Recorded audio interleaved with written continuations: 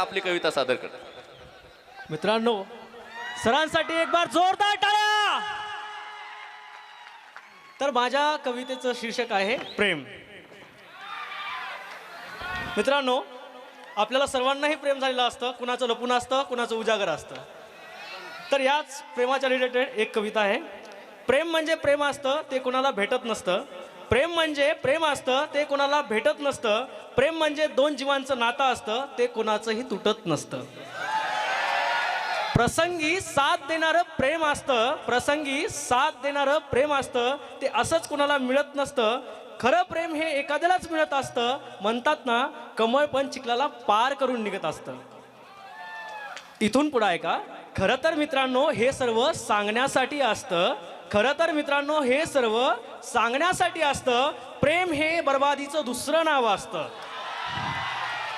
वेळोप्रसंगी मारही खावं लागतं, वेळोप्रसंगी मारही खावं लागत असतं। हे केव्हा पण तुटत असतं।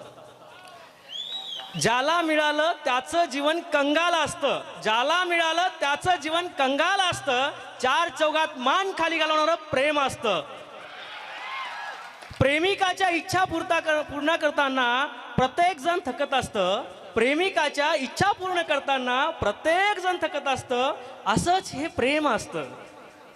प्रेम करून सुखी जीवन खूप जणांना मिळत असतं, खूप कमी जणांना मिळत असतं। प्रेम करून सुखी जीवन खूप कमी जणांना मिळत असतं।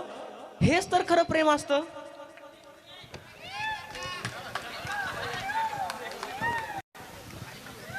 मोठ्या मोठ्यांना थकवून वाटेवर आणतं, दोन जिवलग मित्रांना भांडणात मोडतं। हेच प्रेम असतं। सुखात चालणारी गाडी दुखात ओढीत असती, सुखात चालणारी गाडी दुखात ओढत असती। कोणाशी कसं बोलावं काहीच समजत नसतं। असं हे प्रेम असतं।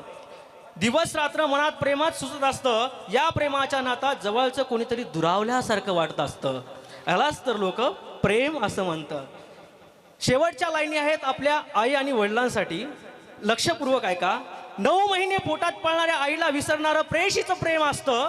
9 महिने पोटात पाळणाऱ्या आईला विसरणारं प्रेयसीचं प्रेम असतं। क्षणोक्षणी कष्ट करणाऱ्या बापाला विसरणारं अगदी सोपं वाटतं। तरीही लोकांना प्रेम का करावं असं वाटतं, तरी लोकांना प्रेम का असं वाटतं। धन्यवाद, थँक्यू।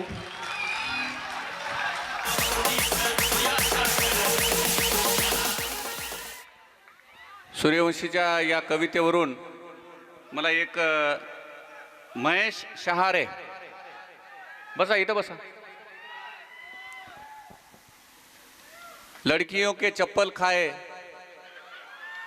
आशिकों में गिना जाए, ऐसा नसीब वाला कोई लाखों में एक चुना जाए, अशा प्रकारचा संदेश या कवितेतून संदीपनं दिलेला आहे। तर खूप छान।